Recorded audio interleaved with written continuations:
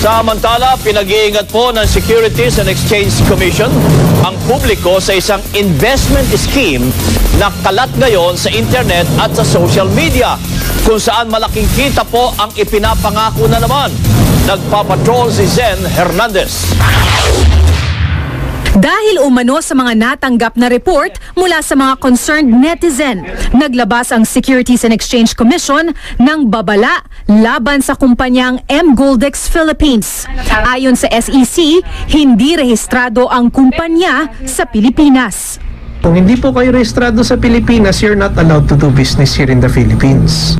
Tinignan ng SEC ang website ng M-Goldex kung saan nakasaad na isa itong online store na bumibili at nagbebenta ng gold bars. Pero nakalagay din dito ang isang marketing program na mayroon pang instructional video sa YouTube para ipakita kung paano kikita ng 180,000 hanggang 360,000 pesos kung magbibigay ng prepayment na 36,500 pesos at kung makakaengganyo ng dalawa pa na handa ring magbayad ng ganung halaga at mang-engganyo ng iba pang investors. Maari po nangyayari dito ay yung payout na ibinibigay sa inyo, yung kinukuha po nung nasa baba. Eventually magko-collapse yan kung wala naman po talagang produkto na ibinebenta na pwedeng pagkakitaan. Eventually mauubos po yung ipinapasok na pera dyan pag wala na pong ma-recruit.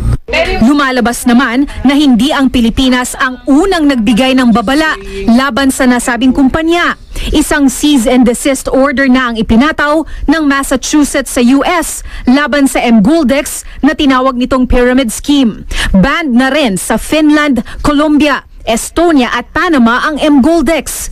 At dahil walang local office sa Pilipinas, tinawagan ng ABS-CBN ang contact number ng M-Goldex sa umano'y administrative office ito sa Seychelles para kunan ng panig pero walang nakausap. Nag-email din ang ABS-CBN sa mga address na nakalagay sa website pero wala rin itong tugon. Tumanggi namang magpakilala ang nakausap namin sa Philippine contact ng kumpanya dahil siya raw ay kliyente lamang. Kapag ang offer po ng returns ay too good to be true, kung sasabihin po natin sa English, medyo mag-ingat po sila. Kaya nga po natin pinarerehistro ang mga kumpanyang ganito para makita natin unang-una kung sino po yung mga tao behind them. Kung hindi po natin yan makita sa ating database, medyo mahihirapan po tayong habulin. Ayon sa SEC, maaaring maharap sa hanggang 5 milyong multa at hanggang 21 taong pagkakakulong ang pagbebenta ng unregistered securities o produkto ng walang kaukulang registration.